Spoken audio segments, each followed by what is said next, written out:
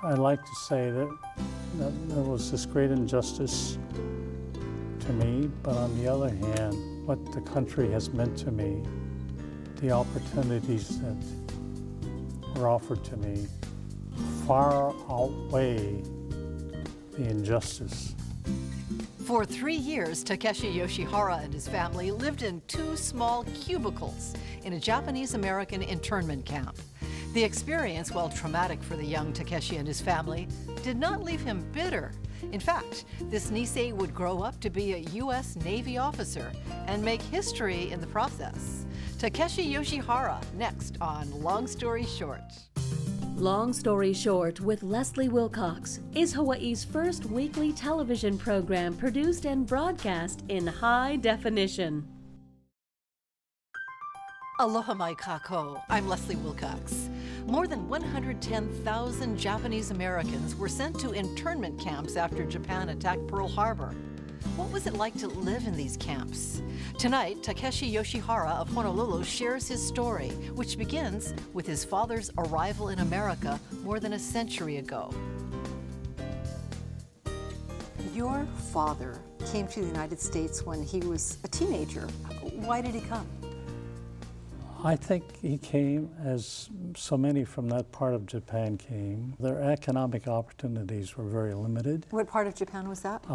It was called a Hiroshima Ken, so it was in the vicinity of Hiroshima, and Japan was having a very difficult time economically, so a large number of Japanese immigrants came during that period, and I think probably early 1900s. I think he arrived maybe 1905 or somewhere in that time as a teenager.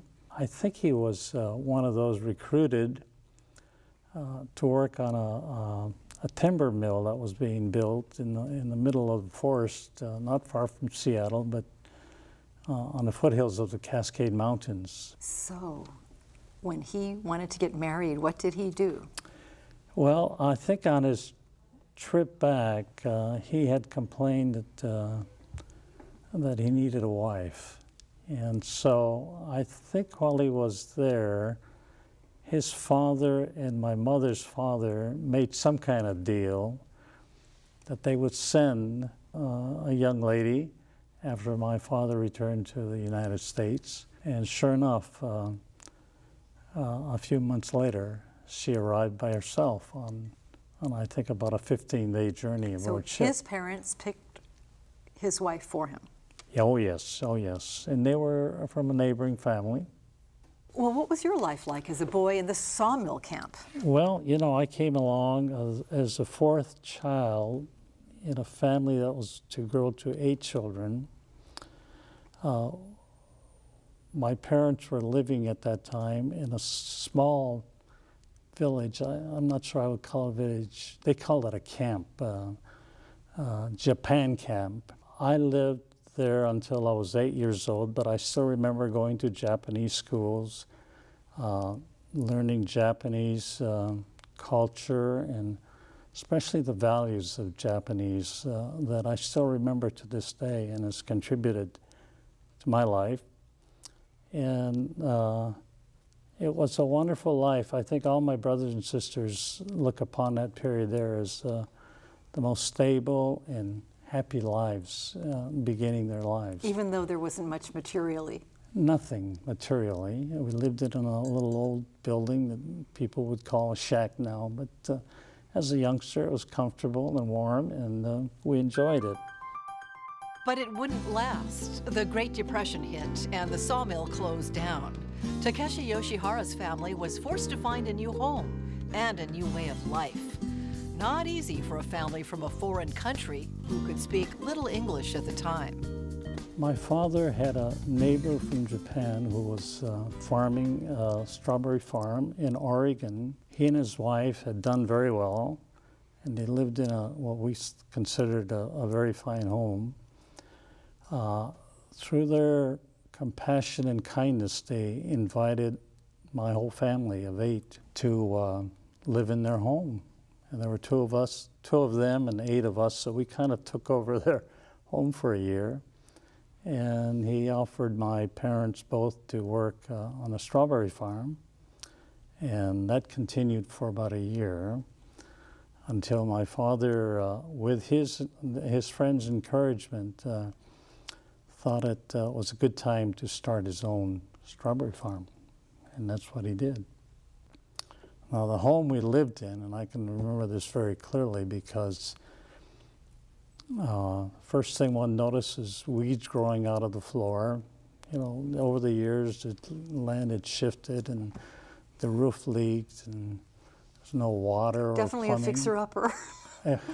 Fixer-upper with not much to do to... So it was a property that probably nobody else wanted, and your dad... Oh, it was absolutely abandoned house. And I remember to contain the leaking roof, we got these big vegetable cans of tomatoes or something, gallon cans, and we'd put it wherever it rained. And that was our... And then walked around the cans.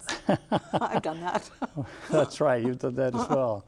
But not with weeds growing up out of the floorboards. Yeah, we didn't have water, we didn't have sewage, or we didn't even have electricity. So we had a kerosene lamp, and How did you keep warm? well, we had blankets, so we kept warm all right. And stoves, there was plenty of wood to heat up the stove, and then they had a wood stove.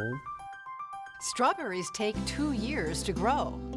During that time, Takeshi Yoshihara's family wouldn't make much money, but the family was willing to make the sacrifice to become successful farmers. Then Japan attacked Pearl Harbor and America joined the Second World War. It was really a shocking incident for them, and of course their reaction is, you know, what's going to happen to us? They were aliens in the United States. Of course, we who were born were American citizens.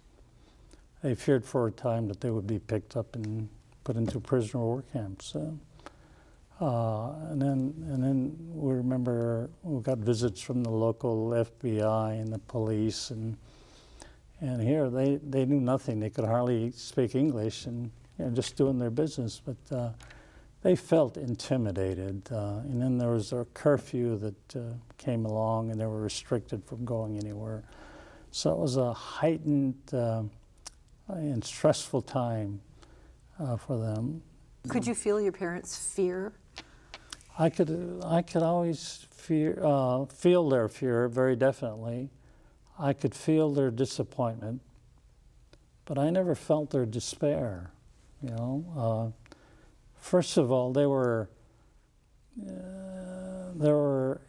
virtually in survival mode, without income, working hard, and their concerns were primarily keeping alive. I mean, feeding their children, having shelter for them, sending their children with clothes to school. Because those 2 years had been so very Very, hard. very difficult years. So, But you'd think they'd say, oh, now what? How can this get worse? But well, you when said that they did notice feel came, despair. they weren't prepared to abandon the farm. They had, even through Pearl Harbor and all, they had worked just, dawn to dusk, try to keep up the farm, not knowing what's going to happen. But when that notice appeared on that telephone pole, they realized that this was it. There's no alternative. They've got to leave the farm. It was a heartbreaking decision. Takeshi Yoshihara's father found a friend from church who agreed to run their farm and pay off their debts. The family was then sent to a relocation camp in Portland, Oregon. They had taken 2x4s and just built cubicles throughout this large pavilion area with very high ceilings, and used canvas as a doorway for the opening. So if one were to look upon what we called our assembly center, it would be looking down from the ceiling and seeing all the open ceiling area, but it would look like an egg crate, and you could see maybe 20, 30 families, and every family was given one little cubicle. Now, could you look over the wall and see the next family? If we stood on our beds, we could look over the family and see them fighting or having a good time or whatever. So there's no audio privacy, no visual privacy for anyone who wanted to look. That's right. And especially in a situation like that, it would be surprising how noisy the night times were. You know, all kinds of noise, people arguing, playing, that sort of thing. So it was very, well, there was not much privacy. Then they had an area where we lined up to eat in shifts on the picnic benches, but it was supposedly for a short time, so we endured it. The worst part was right next to this exposition center was a large stock butchering facility just next to it. In operation? In operation. A slaughterhouse. Slaughterhouse, that's the word I'm thinking about. A slaughterhouse. And we could sense the effects of all the slaughters going on, especially when the wind blew in our direction. It was almost nauseating. It was so bad. And that was combined with one of the hottest summers in Portland. And Portland can get very hot and humid. And without ventilation, it was just suffocating. The authorities were telling us, we're putting you in here to protect you. And then some of the, inmates, but internees, looked up and said, how come the rifles are pointing at us instead of the other way if they're protecting us? So they changed the name Assembly Center. I don't know for that reason, but we never used it again. It became a relocation center. All right, now relocation. Now, when we say that today, or we say internment camps, yes, you know, there is a significant minority of people who will correct you and say, you know what, let's call it for what it is. That's a euphemism. It was a concentration camp. What's your feeling about that terminology? I've looked up the word concentration camps, and technically, concentration camps is correct. As I understand, concentration camps is a place where people are imprisoned, not because of what they do, like crimes, but because who they are. And we, of course, were all homogeneous Japanese blood. So in that sense, concentration camp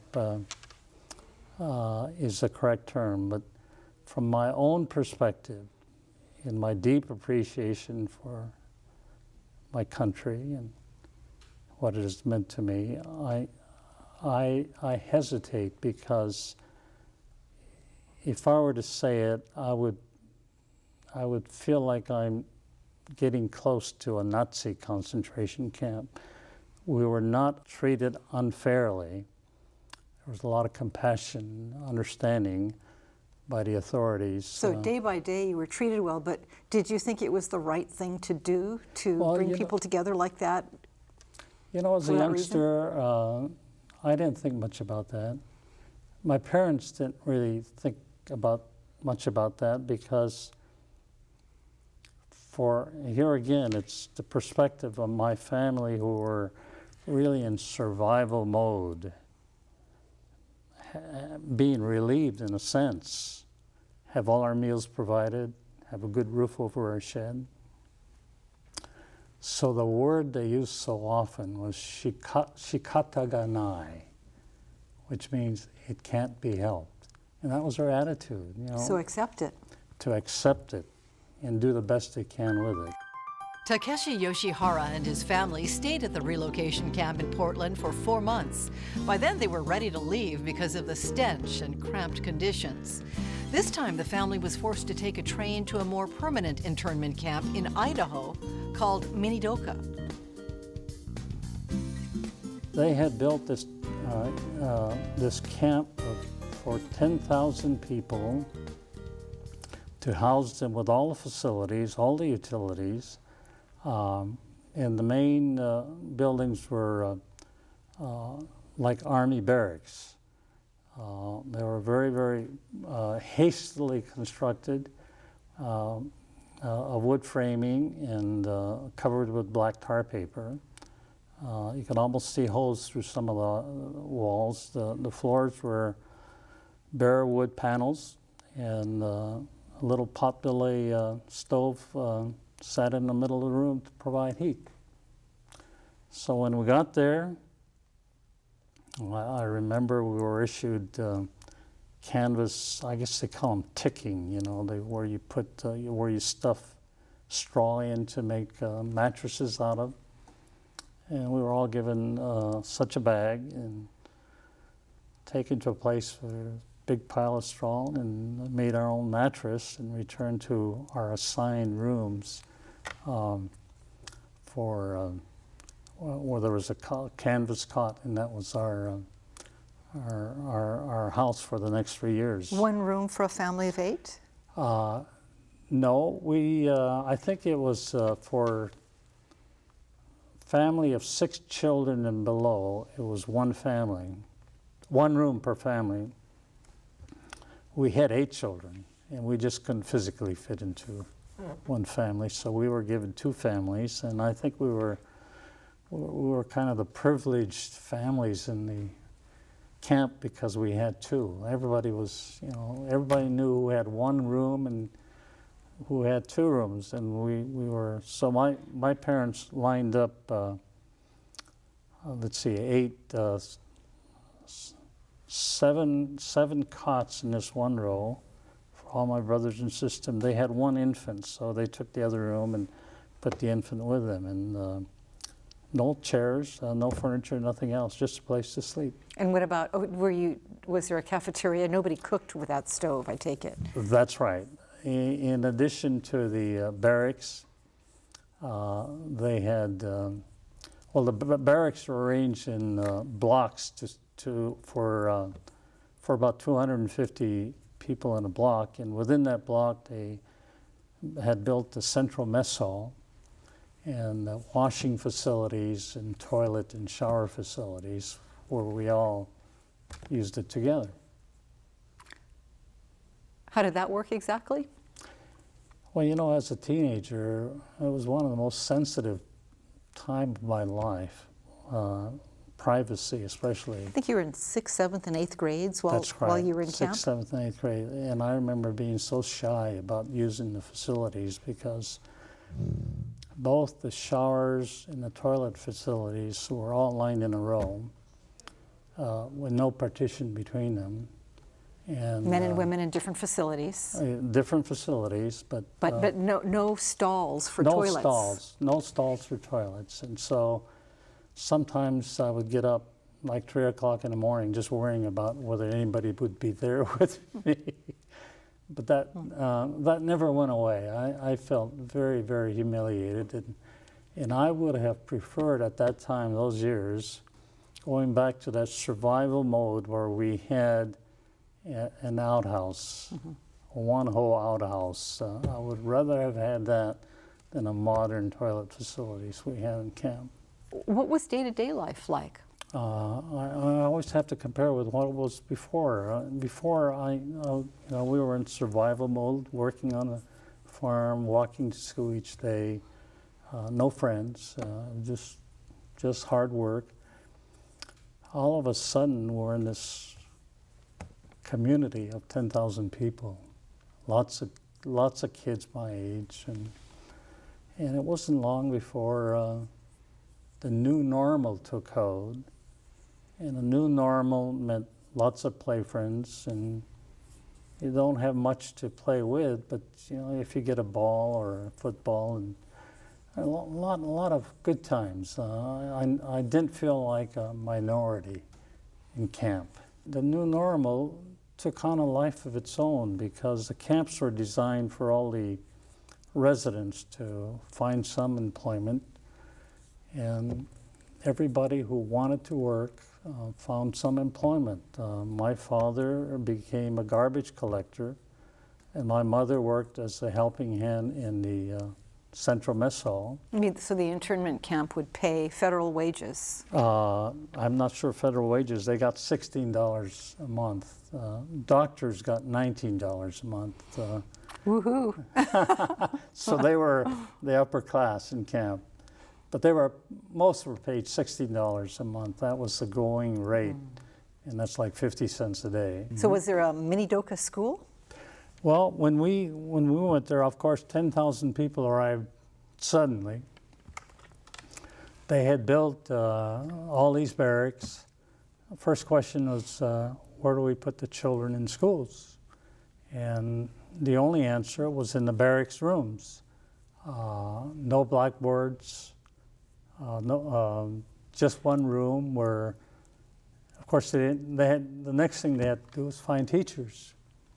Or are they going to find teachers where some were teachers already in their professions, but certainly nowhere near the number needed. So if one had a high school diploma, he or she became eligible to teach elementary school. And I think that wasn't the case when I first went there. A young girl, I'm sure she was just a high school graduate, but taught very well. And I don't regret in any way the quality of the education I received, even under those circumstances. When the war ended in 1945, Takeshi Yoshihara's family was grateful they were finally leaving the internment camp, but also anxious. They'd lost everything before, and once again, they had to start over and create a new life from scratch. With my family of 8 children, that was an army to take care of. And I know my parents worried a lot about it. Where should they go? But one day they heard from a church in Seattle that offered to make their basement spaces available for us, and they would take care of us and shelter us and feed us until something better came along. So we happily accepted. There was a place that resolved my parents' survivor fears, I should say. And so they accepted, and we got, everybody received a train ticket or bus ticket and $25 per person spending money. Even your infant brother? Absolutely, everybody. Everybody that breathed got $25, which we thought was very generous at that time. And so with that, I think we took a train to Seattle, and the people at the church were there to greet us and to take us to their church. And that was a wonderful beginning, and I consider it a blessing from God that He interceded and found a place where we could start a new beginning. A month later, the Yoshihara family found a place to live in Renton, Washington. And though there was anti-Japanese sentiment in the post-war United States, Takeshi says the family never felt discriminated against, not by neighbors or his classmates when he started high school. How was your first day in school? First day in school, of course I had a lot of reservations walking into that school. But I think the principal and the superintendent and the authorities had done a marvelous job preparing for my classmates to receive me. And I was just amazed at how welcoming they were to me. But all of a sudden, I was going from a place of 10,000 others that looked like me to a place where nobody looked like me. There were only, I think, 2 other Asians in my high school class. Everybody else was Caucasian. So of course I felt being a minority again, and a minority of 1 is a very small minority. Feeling as though he didn't quite fit in, Takeshi Yoshihara struggled to make friends in high school. Without much of a social life, he focused on academics, and that paid off. After graduation, he would go on to become the first Japanese American admitted into the U.S. Naval Academy and have a successful career in the U.S. Navy, where his nickname was Tak. Mahalo to Takeshi Tak Yoshihara for sharing his story. And mahalo to you for joining us. For PBS Hawaii and Long Story Short, I'm Leslie Wilcox. Ahui ho. For audio and written transcripts of all episodes of Long Story Short with Leslie Wilcox, visit pbshawaii.org. To download free podcasts of Long Story Short with Leslie Wilcox, go to the Apple iTunes Store or visit pbshawaii.org. And how was your school experience at Annapolis as the first and only Asian in the class? Well, it was more than that, because here I'd come from a family. Well, we were at the chopstick stage, for eating, and all of a sudden you go there, formal dining table, linen covered white tablecloths, and all the utensils out, all of them. And I'm looking at it and looking to the side, left and right, and figuring out what's the proper utensil to use. You couldn't do you didn't have computers in those days, so you couldn't do a WikiHow. That's right. which one is which? That's right.